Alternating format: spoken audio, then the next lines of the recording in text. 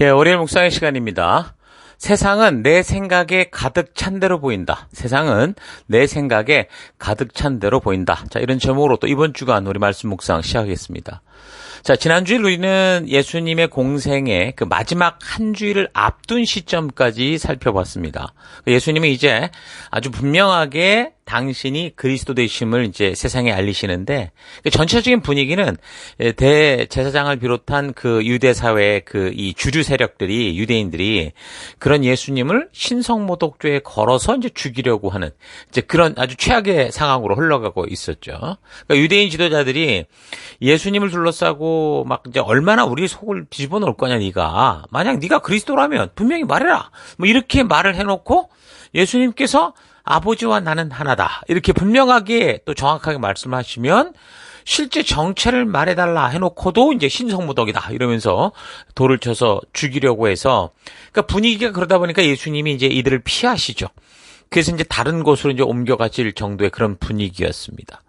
이 창조 때로부터 하나님께서 인간을 믿어주시고 그렇게 우리에게 모든 것을 맡겨주시는데, 그 자유의지를 주어서 우리답게 살게 하시는데, 그러니까 이런 하나님의 진심을 바르게 알지 못하고 이런 하나님의 의도를 의심하고 온전히 알지 못하기 때문에, 그래서 이제 에덴 동산에서나 뭐 홍수 이후 시대에서나 또 지금 가나안의 그 주인이 된 이후 말 그대로 정말 하나님의 나라를 이뤄가야 되는 바로 그때 어땠습니까? 그러니까 모든 그런 시대를 살아간 관원과 백성들이 다 자기 생각이 옳은 대로 행하면서, 그래서 인류 역사가 결국에는 세상의 골짜기로 떨어져서 결국에는 죽음의 골짜기, 지옥으로 가게 되는 그런 역사였다라는 사실을 기억해야 됩니다.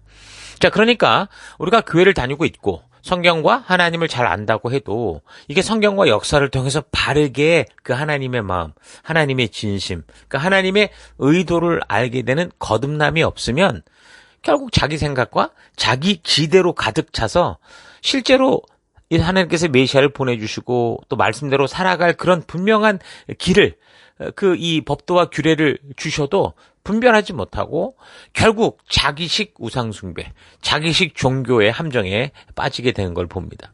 자, 그래서 지금 하나님께서 예수님을 그런 땅에 보내셔서 그 죽음의 골짜기에서 지옥으로 가는 이 백성들을 다시 구원해서 원래 하나님께서 인도하시고 이끄시며 이루시고자 했던 그 하나님 나라, 그러니까 그 사명의 길, 언약의 길에 서게 하시는 그 역사를 지금 이루고 계시는 거죠. 새 언약의 성취가 바로 이거 아닙니까? 그래서 예수님도 그 온전한 길로 이 백성들을 인도하기 위해서 당신이 직접 이 육신의 한계 속으로 들어오셨고, 그리고 하나님이 처음부터 이루시고자 하셨던 그 하나님의 마음, 하나님의 뜻을 알리셨고, 그러니까 목숨 바쳐서 그 길로 돌아오게 하는 회복의 길, 원래의 길로 이 백성들을 돌이키는 그 일들을 하시는 거죠. 하나님께로 그 마음을 돌이키는 일을 하시는 것이 예수님의 사역이었습니다. 그래서 공생의 사역의 여정에서 행하셨던 이 모든 뭐 표적이나 이적, 모든 말씀이 다 그런 회복을 위한, 그 온전한 이 질서를 위한 것이었다라는 거죠. 자, 그렇게 이제 어쨌든 우리는 공생의 3년 반의 그 예수님의 그 일정에서 이제 일주일 정도 남긴 시점까지 우리가 다 그 역사적으로 살폈습니다. 자, 그럼 이제 남은 일주일인데 이제 마지막 일주일의 여정이 어땠는지 이번 주간 함께 묵상해 가십시다. 자, 먼저 6월절입니다. 6일 전이죠. 그러니까 예수님이 십자가에 달리는 6월절이 되는 금요일 6일 전, 그러니까 토요일이죠. 안식일이었습니다. 그들에게는. 이때 이제 예수님은 베다니에 사는 나사로 집에 가시죠. 마리아와 마르다가 사는 그 집에서 함께 머무십니다. 예루살렘에서 베다니는 약 3km 정도 떨어진 거리에 있었는데요. 그때 이 마리아가 귀한 향유옥합을 가지고 와서 예수님의 발에 붓고 자기 머리카락으로 예수님의 발을 닦아드리는 그런 일이 있었죠. 이걸 보고 그 제자였던 가룟 유다가, 아니 그 귀한 걸 팔아서 가난한 사람에게 나눠주면 더 좋지 않았겠냐, 이런 식으로 막 흥분을 하는데, 사도 요한의 기록을 참고하면 이 사도 요한은 이 가룟 유다가 이미 그 제자들의 돈, 그러니까 예수님의 사역을 위해 필요한 돈을 관리하면서 거기서 돈을 훔쳐내곤 했었다, 이런 기록을 하거든요. 그러니까 가룟 유다는 예수님의 제자로 있어서 사실 예수님께서 하나님으로부터 오신 분임을 더 잘 알 수 있는 그런 기회가 있었고, 예수님의 설교에 대해서도 또 비유로 하신 그 말씀들을 풀어주시는 것까지 충분히 듣고 깨달을 수 있었을 텐데 그가 이런 행동을 하게 되는 거예요. 왜 그럴까요? 뭐 어떤 사람들은 뭐 이렇게 뭐 가룟 유다의 운명이 이랬다. 뭐 이런 식으로 얘기하는 경우가 있는데 그렇지 않습니다. 계속해서 말하지만 사람은요, 하나님께서 자유의지를 주셨고 그 자유의지를 가진 인간은 자기의 결정에 따라 움직이게 되어 있습니다. 그러니까 사람은 자기 생각에 가득 차 있으면 다른 거를 올바로 보는 눈을 상실하게 된다는 거죠. 욕심이 그래서 무서운 겁니다. 그러니까 어떤 연유로든 교회에 오게 될 때 예수를 나의 구주, 나의 주인으로 섬긴다고 고백하고 하나님의 자녀가 될 때 그때 이제 모두가 어디로 가야 되냐면 그 말씀이 있는 시내산, 하나님의 마음이 있는 시내산으로 나가서 그 성경과 역사를 통해 하나님이 누구시고 나는 누구인지를 바르게 알고 그래서 그 나를 창조하신 하나님이 주시는 하나님 나라의 법도와 규례와 명령과 계명을 바르게 알아서 그걸 주시는 하나님의 마음을 알아서 거듭나야 그래야 이제 자기가 기대하던 잘못된 옛 생각들을 버리게 되고 온전한 길로 돌아오게 되는데 그 말씀 앞에 나아가지 않으면 그저 체험 위주고 감정 위주고 느낌 위주고 분위기 위주가 돼버리면 그래서 이 자기가 기대하는 그 신을 꿈꾸며 살아가면 결국은 가룟 유다처럼 예수님과 함께 동고동락을 하고 있는데도 예수님을 팔아먹는 그런 일이 벌어지게 되는 거죠. 오늘날 얼마나 많은 사람들이 교회 안에서조차 하나님의 진실한 뜻을 모른 채 자기가 기대하는 그런 신으로 착각하며 살고 있습니까? 너무도 비일비재한 일이 벌어지고 있습니다. 그래서 가롯인이었던 이 유다는 원래 그 열심당원이었었거든요. 열심당원이 말하자면 이제 완전 자폭 테러단 같은 그런 사람이었다고 볼 수 있겠죠. 어쨌든 이런 사람이었는데 명목상으로는 그러니까 대의를 자기는 위해서 일한다. 나라의 독립을 위해 난 죽을 수도 있다. 그러니까 스파이 같은 역할을 한다. 그렇게 말을 하고 있었지만 제자 그 요한의 관찰로 볼 때는 그는 단지 돈에 욕심이 가득했던 사람이었습니다. 그러니까 그저 자기 생각에 욕심에 가득 찬 사람으로서 예수님을 따르는 일에서도 저가 그 사람이 로마와 싸우는 어떤 독립군으로서의 어떤 일에서나 정말 바른 뜻을 따라 행하는 그런 가룟 유다가 아니었고 모두가 이제 자기가 생각하고 자기가 기대하는 대로 자기가 원하는 대로 예수님도 움직이고 세상도 움직이고 그렇게 움직여주기를 바라는 말 그대로 우상에 빠져 있는 사람이었죠. 완전히 무슨 이론과 이념의 그런 우상에 빠졌던 사람이었습니다. 그러니까 이런 류의 사람은 어느 단체에서 무슨 역할을 맡게 되든지 자기가 행하는 이 불법도 다 옳다고 그렇게 생각하면 완전히 내로남불식의 삶을 살게 되죠. 요즘도 이 유명한 설교자들에게 감동받은 많은 사람들이 기꺼이 이제 수많은 이 헌금을 내는 걸 우리가 보죠. 자, 그러면 설교자 스스로 돈을 다 챙겨가는 게 아니고 그냥 그를 돕는 단체나 이런 어떤 그 그룹을 통해서 이런 일들 하잖아요. 그 어떤 선교 사역이 됐든. 근데 예수님의 경우도 그런 헌금에 대해서 가룟 유다가 이제 그런 식으로 감당을 했던 것으로 보이는데 그런 헌금에서 정말 돈을 훔쳐내서 자기 만족을 위해 사용하는 그런 사람이었던 것이 이제 가룟 유다죠. 마리아 가난한 자와 조국의 독립을 위해 돈을 사용한다 이렇게 했는지 모르지만 그게 아니라 가난한 자를 위해 쓰기 위해서 모인 돈을 자신의 욕심을 위해 쓰던 사람이 바로 가룟 유다였다는 겁니다. 자, 그러니까 예수님과 함께 있어도 그러니까 교회를 열심히 다녀도 이 말씀을 통해 하나님의 마음을 아는 진정한 거듭남이 없으면 그러니까 예수는 그리스도시고 하나님의 아들이라는 이 사실을 믿지 못하면 그러니까 기도와 말씀과 예배와 봉사 등을 통해서 변화되는 인생이 아니라 오히려 변질되는 인생이 될 수 있다는 거예요. 가룟 유다는 이런 삶의 역할을 위해서 운명적으로 태어난 존재가 아니고요. 자기의 기대와 욕망에 집착해서 자신의 기대대로 움직이지 않는 것에 대해 스스로 받아들이지 못하고 스스로 자기의 욕심을 따라 고집스럽게 가는 그런 존재로서 우리가 볼 때 가룟 유다는 사실 이렇게 얘기하다 보면 남의 얘기 같은데 남 얘기가 아니라는 거죠. 그 가룟 유다의 이런 모습이 사실 말씀 앞에 바로 서지 못할 때 바로 나의 모습이다. 나 또한 언제라도 이렇게 변질될 수 있다. 이런 사실을 잊지 말고 그래서 우리가 말씀의 가치관으로 잘 부장됐으면 좋겠습니다. 어찌됐든 예수님은 이런 마리아의 섬김에 대해서 그냥 그대로 두라고 그러죠. 지금 이 사람이 나의 장례의 날에 쓰려고 간직한 것을 쓰는 거다. 어떻게 보면 장례 예식을 하는 거다. 이제 그 얘기인 거죠. 가난한 사람들은 언제나 너희와 함께 있지만 나는 언제나 너희와 함께 있는 게 아니다. 그렇게 말씀하시죠. 그러니까 예수님은 지금 당신의 고통스러운 죽음의 끝을 알고 계시는 거예요. 그런데도 어떤 거죠?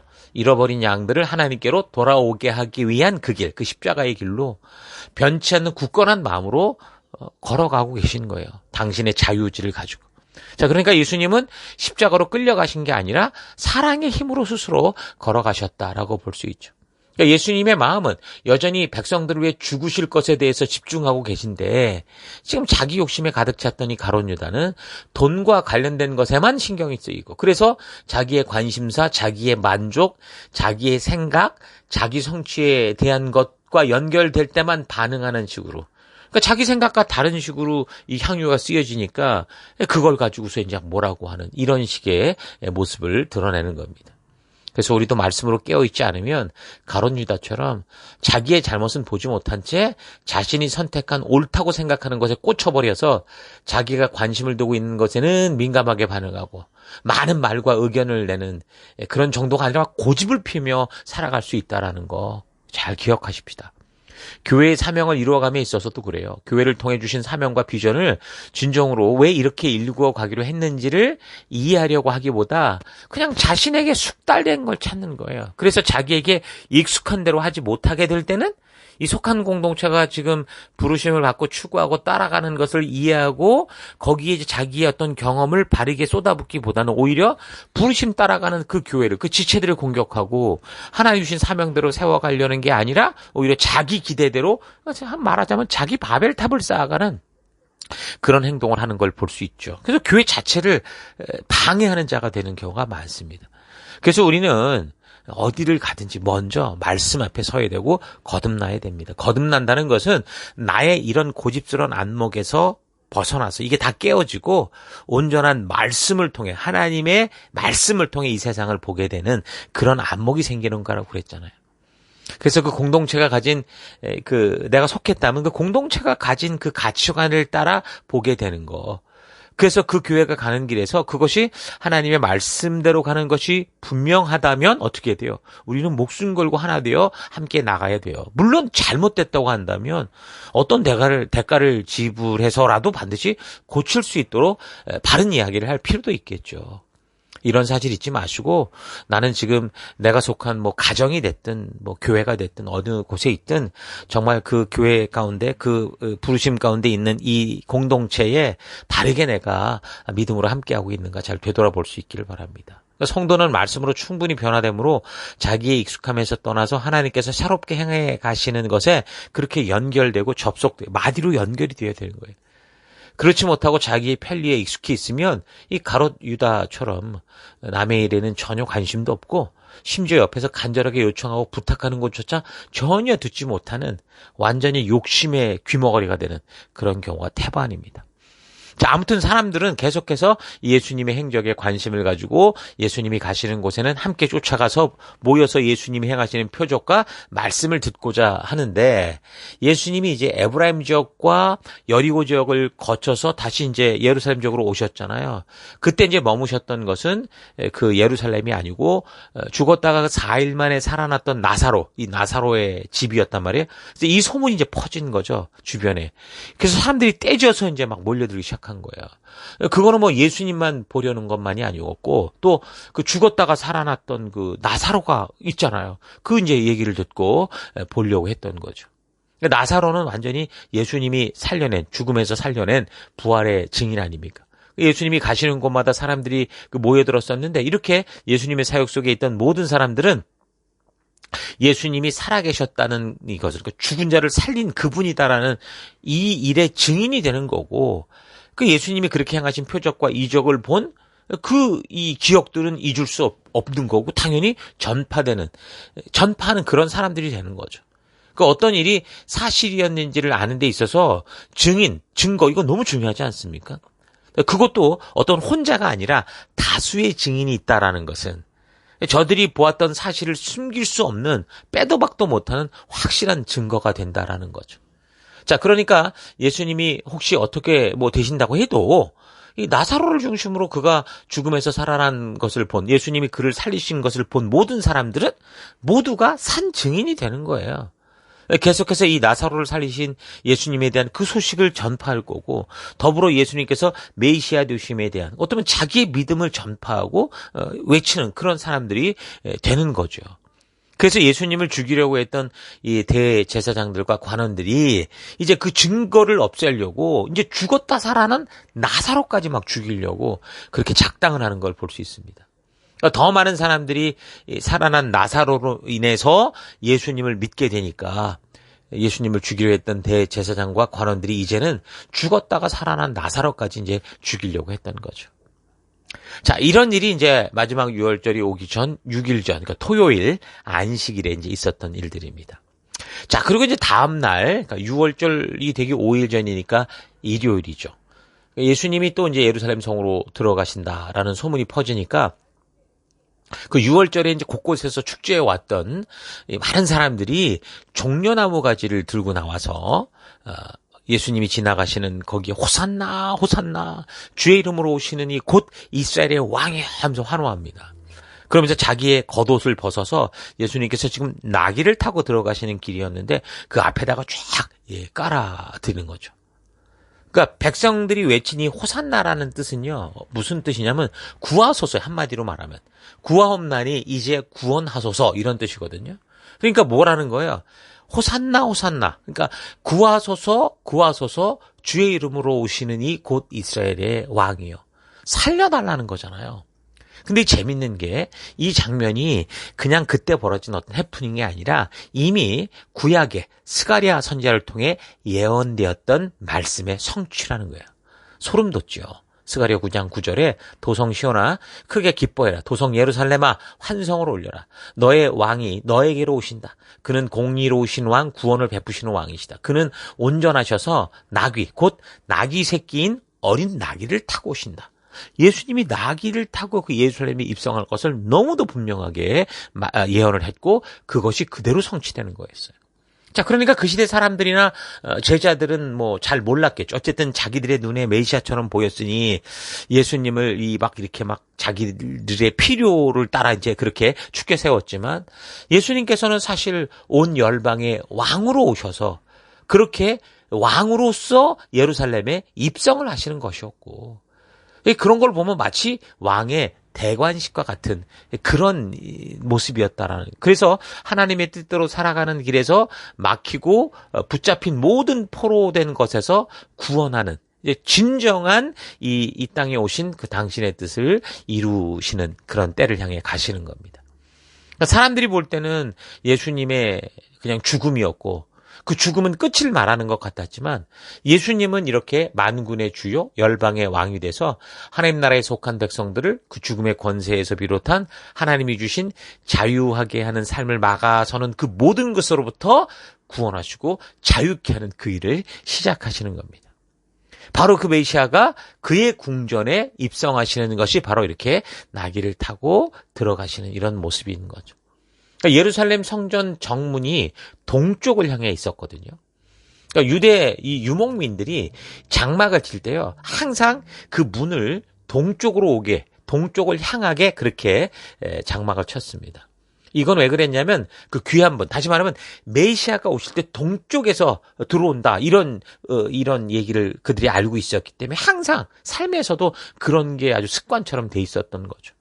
그래서 이제 왕이 궁으로 행차할 때도 왕은 동쪽에서 이제 서쪽으로 이렇게 입장하는 그런 모습이었습니다. 자, 그렇게 왕이 오시고 있고, 그래서 자신들이 호산나를 외치지만 정말 예수님께서 그런 만왕의 왕, 만유의 주로 오시는 참된 의미는 잘 몰랐던 거고 믿지도 못했던 거죠. 여전히 메시아를 기다리는 유대인들의 경우 오늘날도 가장 먼저 이 메시아를 올 때 맞이하겠다라는 의미에서 자기가 죽어도 그 무덤을 예루살렘 동편에다가 묻어달라고 하죠. 그래서 예루살렘 동편이 감람산인데 거기에는 유대인의 수많은 무덤들이 있는 걸 볼 수 있습니다. 그러나 메시아는 이미 오신 거죠. 그 만왕의 왕 만유의 주가 오시는데 나귀를 타시고 겸손한 모습으로 그의 궁정으로 들어가시는 거예요. 근데 정말 하나님의 약속과 같이 온 백성들을 구원하고 책임지시는 진정한 왕으로서 그렇게 입성을 하시는데 그들에게는 자기들이 필요한 것을 채우는 그런 존재로만 봤던 거죠. 그래서 안타깝게도 이때 이제 호산나를 외치며 즐거워하던 사람들이 이제 많은 군중들 앞에서 공개적으로 드러내시는 예수님을 자기들이 원하는 메시아로 행해줄 그런 존재라고 기대하고 그런 마음에 그런 소망을 가지고 있다가 그 예수님을 올려드렸는데 근데 예수님은 그렇게 행하시지 않으시잖아요. 하나님이 가게 하시는 그 십자가 골고다의 길, 대속의 제물의 길을 걸어가시잖아요. 그러니까 어떡합니까? 이 사람들이 이제 종려나무를 들고 환호하는 게 아니라 돌을 들어 쳐 죽이려고 하는 그런 돌이 날라오는 그런 지경이 며칠 뒤 바로 그렇게 변해가게 되는 겁니다. 자, 이게 이제 예수님께서 이제 날이 저물어서 이제 그 십자가 죽으시기 5일 전의 행적인데 날이 저물어 이제 베다니로 이제 또 다시 가시는 그런 행적이 이제 이 행적입니다.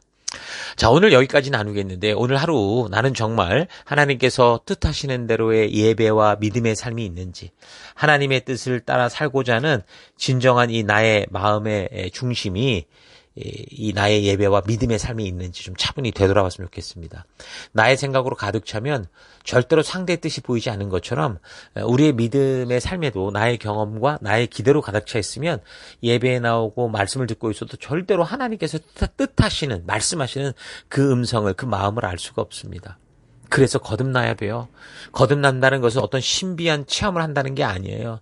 그동안 철저히 주장하던 자기의 생각과 자기의 주관이 하나님의 말씀의 뜻, 그 법도와 규례와 명령과 계명의 가치로 인해 깨어져서 이전 옛 삶과 전혀 다른 하나님 말씀의 가치를 그 가치관을 따라 모든 생각을 사로잡아 하나님이 친히 맺은 언약 백성된 진정한 하나님 나라 백성으로 그렇게 살아가게 되는 걸 말하는 거예요.